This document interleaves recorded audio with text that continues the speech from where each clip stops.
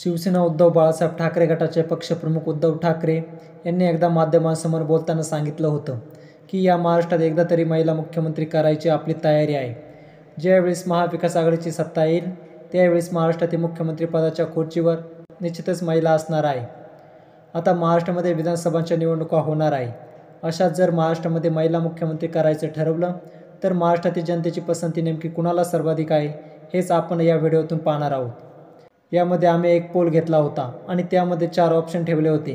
4 पक्षांचे 4 ऑप्शन म्हणजे पंकजा मुंडे, सुप्रिया सुळे, रश्मी ठाकरे आणि सुनेत्रा अजित पवार या 4 महिलांचे ऑप्शन ठेवले होते। जवळपास 70 ते 80 हजार लोकांनी आपली मतं नोंदवली आहेत। तर यामध्ये सर्वात कमी पसंती कुणाला असेल तर ती आहे सुनेत्रा पवार। सुनेत्रा पवार यांना या सर्वेमध्ये फक्त 2% मतं मिळालेले आहे। म्हणजे महाराष्ट्रातील फक्त 2%च लोकांची पसंती सुनेत्रा पवार यांना आहे। 2% लोकांना सुनेत्रा पवार या महाराष्ट्राच्या महिला मुख्यमंत्री व्हावेत असं वाटतंय।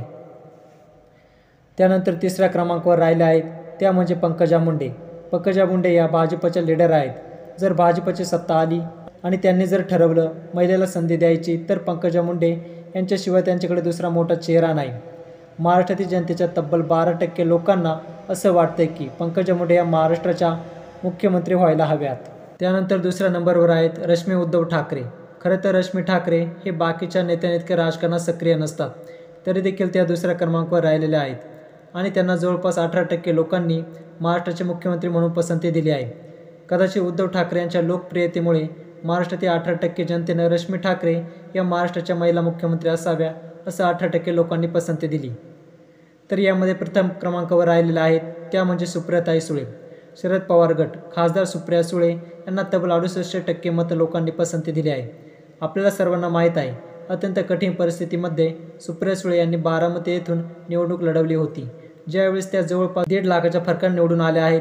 त्यामुळे जर महाराष्ट्राला महिला मुख्यमंत्री व्हायची संधी मिळाली तर महाराष्ट्रातील जनतेनं सुप्रिया सुळे यांना प्रथम क्रमांकाची पसंती दिलेली आहे। मित्रांनो, या सर्वेबद्दल तुमचं मत काय आणि महाराष्ट्रामध्ये जर महिलेला मुख्यमंत्री करायची संधी मिळाली तर तुमची पसंती कुणाला असेल ते कमेंटमध्ये नक्की सांगा। व्हिडिओ आवडला असेल तर एक लाईक जरूर करा, शेअर पण करा आणि सोबतच आमचं विश मराठी यूट्यूब चॅनल अवश्य सबस्क्राईब करा। जय महाराष्ट्र।